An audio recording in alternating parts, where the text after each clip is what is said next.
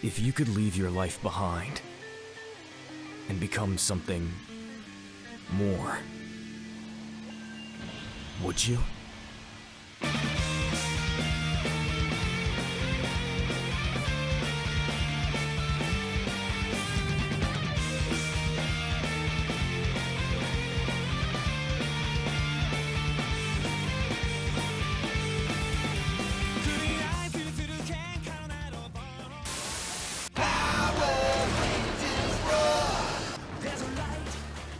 Man, Power Rangers still kick ass.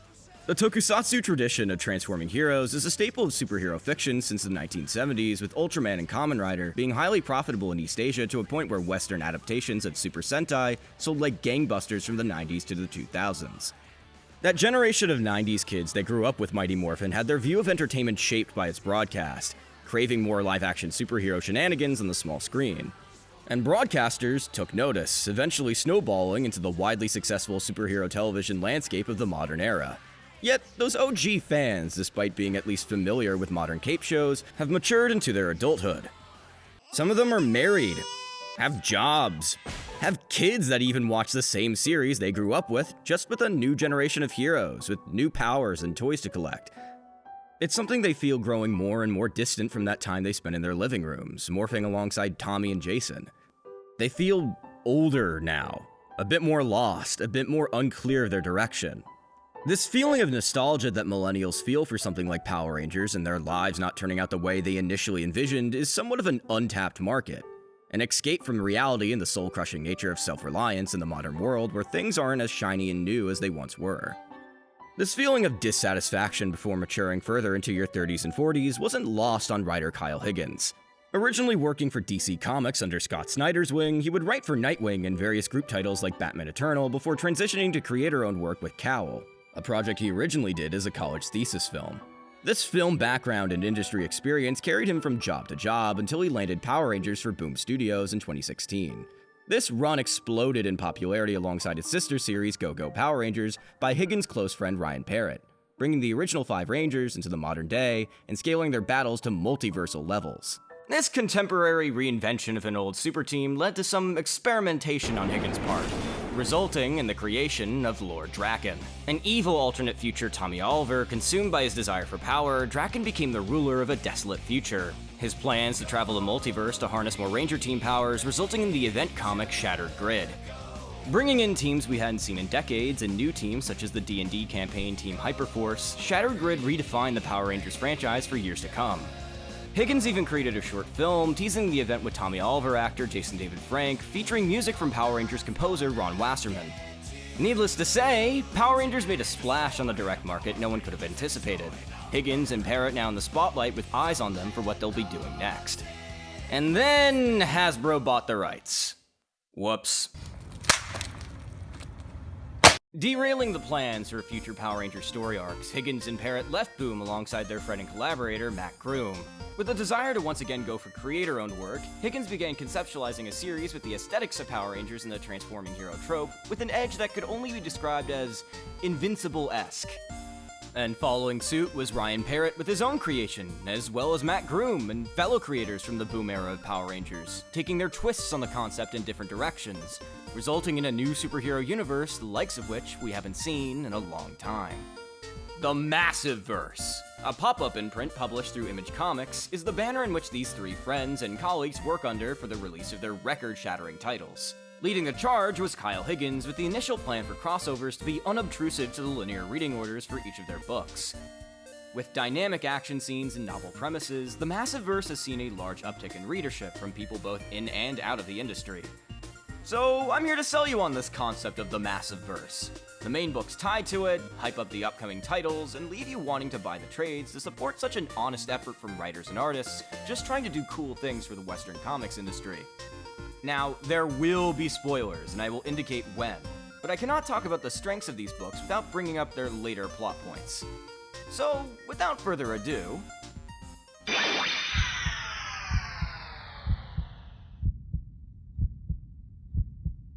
Imagine, if you will, true believers, a Spider-Man unlike any you've ever seen. Imagine if Spider-Man was a failing writer. Meet Nathan Barnett, An ultimately good-hearted person struggling with financial debt and being forced to move back in with his parents until he can support himself again. Within a single few pages, Kyle Higgins and artist Marcelo Costa depict an easy-to-root-for protagonist in a realistic contemporary setting. We have both an external problem and the consequences of them, and the internal conflict of Nathan's feeling of inadequacy. He failed at his dream, he feels like. Stuck in a town he wanted to escape for fame and fortune. His parents are fine taking him in again so long as he provides, but there is some tension instantly between his father and him. The only person who seems genuinely excited for his return is his childhood best friend who never seemed to leave town. Marshall comes off instantly as comic relief, like the Jughead to Nathan's Archie. I also want to mention before anything else that Marshall owns and operates a video rental store in the year 2020. That's probably the most unbelievable aspect of the story beyond what will happen next. Just 10 minutes of news footage of 9/11. Nathan and Marshall bond like no time has gone by, but Nathan is still unsure of himself, both as a writer and an adult.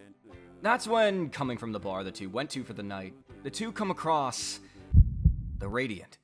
Within feet of a sudden rift in space-time, harnessed into a singularity, Nathan reaches for the spear. It rushes toward him, bonding with him and transforming him into the hero who would later be known as Radiant Black. I think we can say Radiant Black's origin is pretty simple, but handled with care and plenty of setup. It's a coming-of-age story, one for people who've stumbled in their late 20s to early 30s post-pandemic trying to make a living. The world is harsh, it's not as shiny or new as it used to be. Now that you're a grown-up, your failures are on you and your choices alone. No one else. And you've got to recoup and rebuild, because life's gonna hit you hard and life doesn't fucking care who you are. Keep moving. You got this. Wow, I did not mean for this to become a wellness seminar for a second. I swear I'm not old. Radiant Black for the first couple of issues is a slow-paced slice-of-life story, building up character relationships while also balancing out the alien nature of the Radiant. There's a thing I want to stress here when it comes to Radiant Black's writing. It's a bit slow, yeah? Takes its time, but it's for a reason. Its premise isn't anything new, so it's putting its characters first. And that's fine, I love a slow burn. It's these slower stories that put a greater emphasis on writing anyways. So is the writing good? Would I be writing this segment if it isn't? The dialogue reads like a screenplay, playing with size and placement to mimic volume and cadence. Even the little things really make these very character-driven conversations sound good in your head. In just 3 issues, Radiant Black shows clear growth in important and relatable ways for our protagonist. Not only as a good reluctant hero, but also Nathan rediscovering his passion for writing again. Not to mention, Costa's art ain't nothing to sniff at. He's got a great understanding of action and has excellent spreads.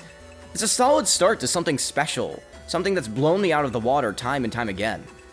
So before I go hard into spoiling this beautiful little marvel of a series, I dare you to read it for yourself. Read Radiant Black. Do it. You won't regret it. Before I start, I want to first plug Comic Tropes in their interview with Kyle Higgins. It's a great interview that goes over a lot of Higgins' personal and career history, but my favorite bit of info from it is just something relating to Higgins' writing process on Radiant Black. The reader is just as in the dark as its main characters are on what exactly the plot is. So you may be asking, what's the big twist to Radiant Black?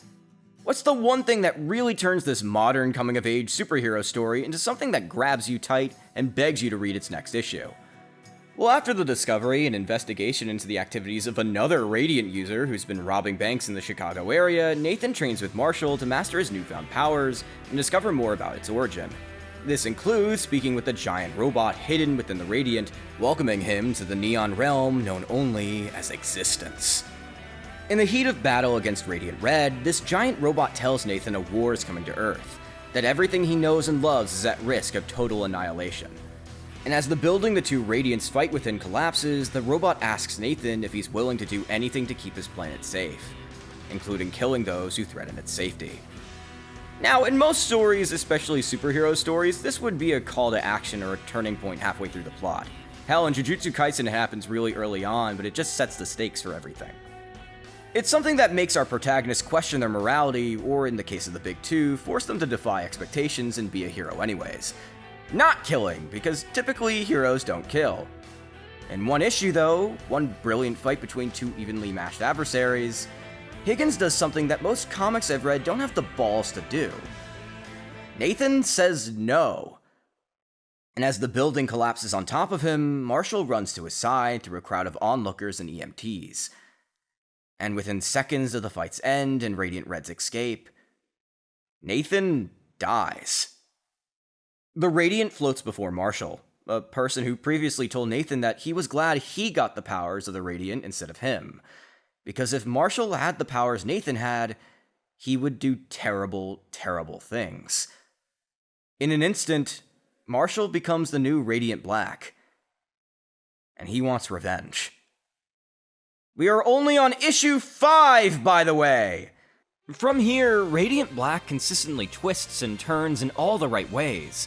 Nathan is somehow alive, but comatose.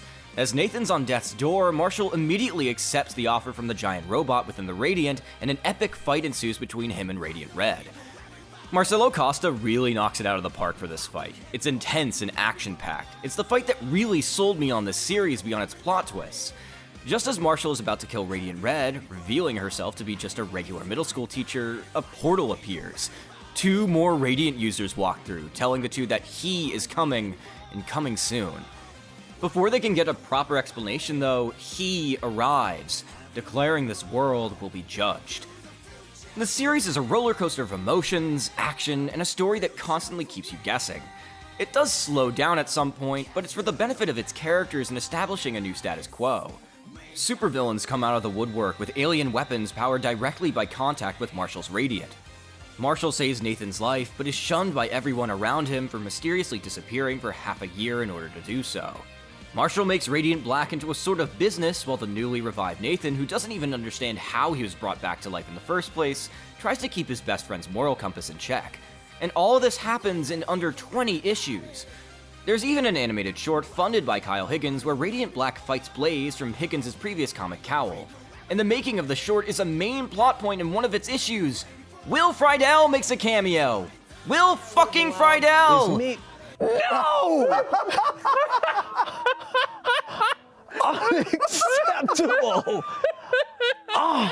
Needless to say, Radiant Black checks every box for those few people tired of the slog of the big two and want something, well, new.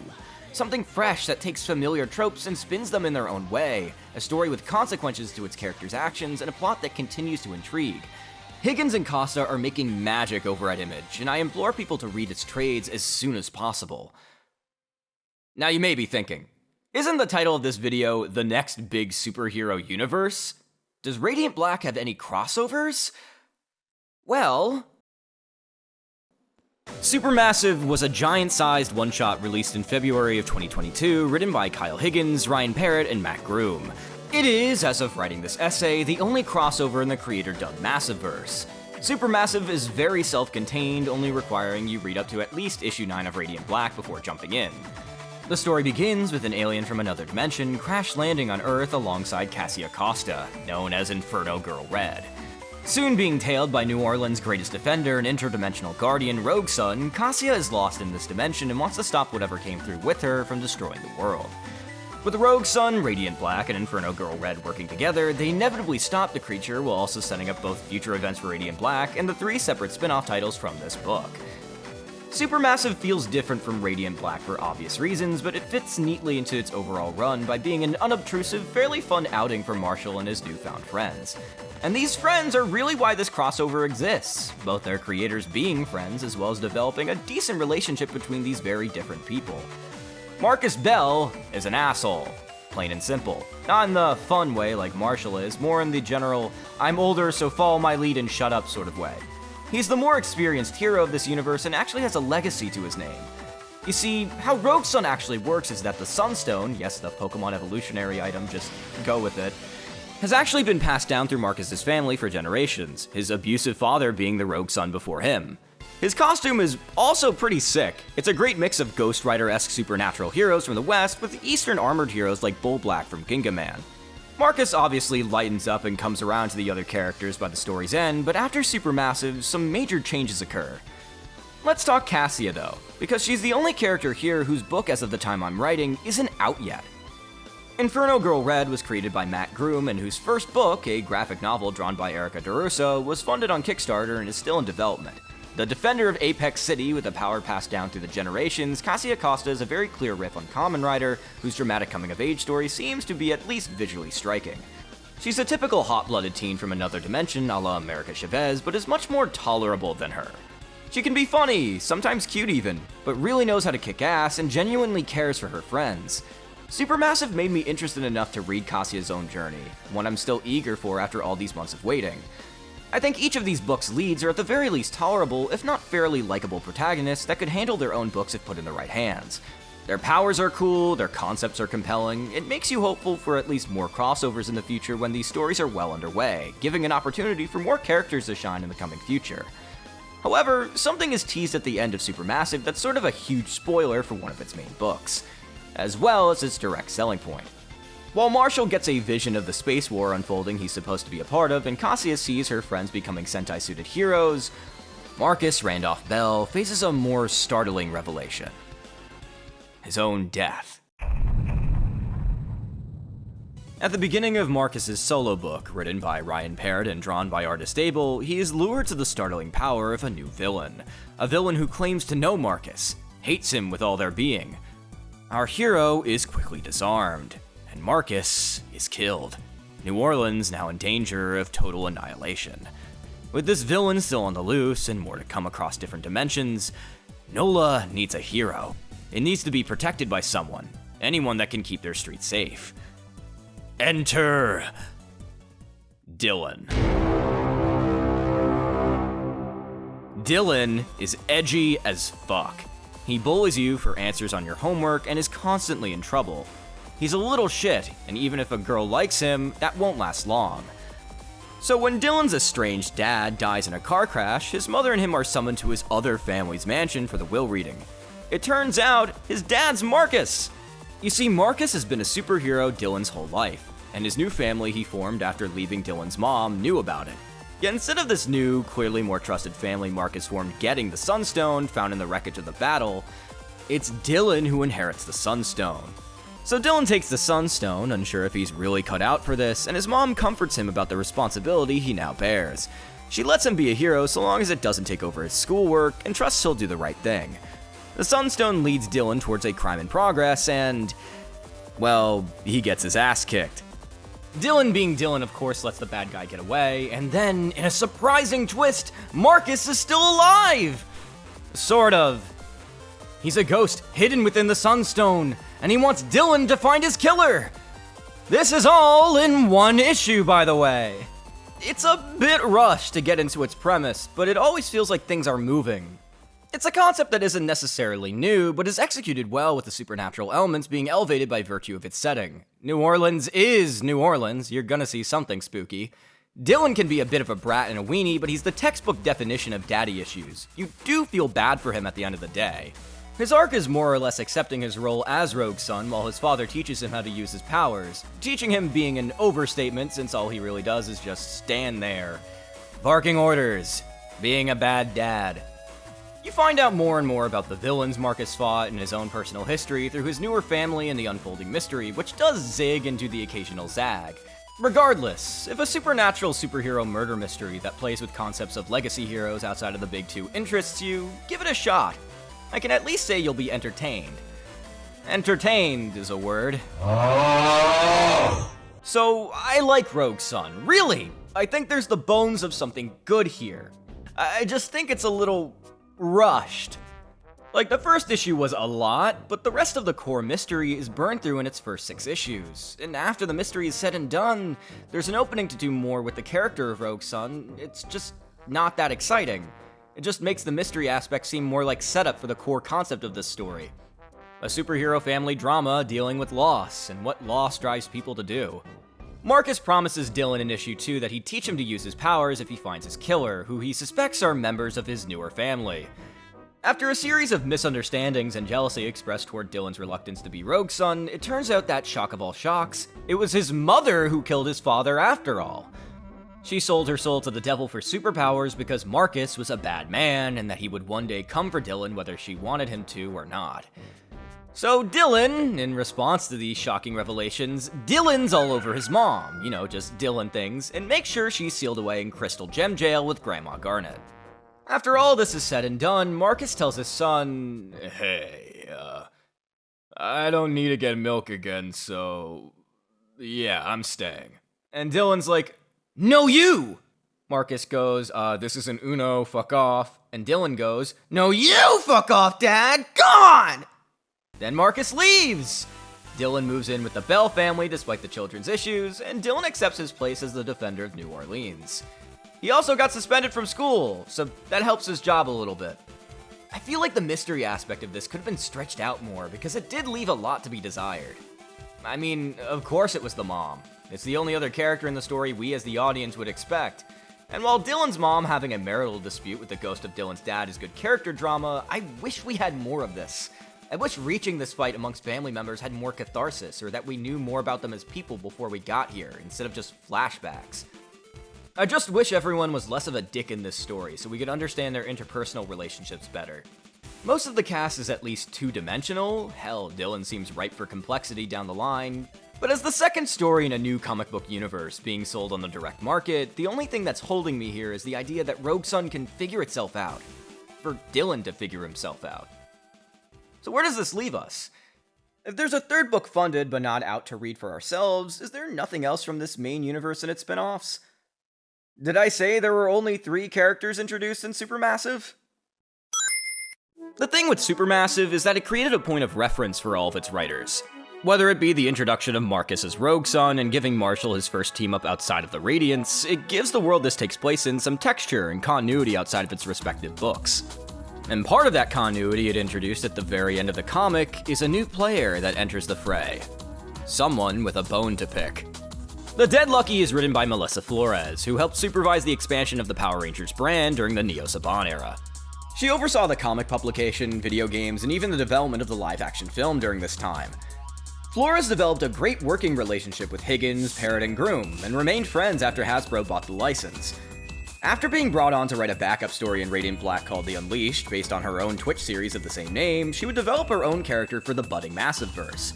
Something a little darker, a little more cyberpunk. But you know, with giant robots, because they're cool.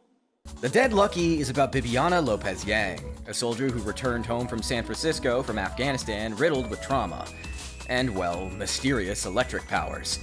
With the totally not evil Morrow Corporation pulling a RoboCop all over the city and hoverboarding hooligans waging war against them, the streets of San Francisco aren't safe. So, Bibiana's taken up arms to protect her family and the streets she's grown up on, piling a giant robot in a sick costume as the Dead Lucky. Beyond its pretty slick premise and presentation, Bibiana's actually really cool. The mystery behind her powers and her own checkered past really pulls you in. It actively makes you want to learn more about her past as we see her take to the streets in a mecha. Bibiana's prone to fourth wall breaking, and it's a nice narrative touch. It's similar to how Fleabag does its fourth wall breaks, like people notice she's doing it and break them out of it sometimes. Bibiana's a great protagonist to give a giant robot given her trauma, but also her desire to protect her family. She's not 100% altruistic, but she's certainly a good guy at the end of the day. I don't know, it just kind of works, aesthetically and story-wise. I don't want to say anything else of the writing as to not spoil the happenings of the story, but the general vibe, however, is unique and gives me hope for the Massiveverse as a concept. I think the Massiveverse imprint is delivering in some ways for people looking for subversive takes on the superhero genre, at least very consistently entertaining ones. Radiant Black continues to deliver, and its story is only getting grander in scope. And the rest of these books seem to be on their own ways to at least matching that hype. Even if you're not a fan of the Boom Studios Power Rangers stuff, or you're still holding out hope that DC puts out another evergreen title, give this imprint a try. There's a little something for everyone in these stories, and it's something I can't seem to get enough of. So, go Power Rangers? Thanks for watching.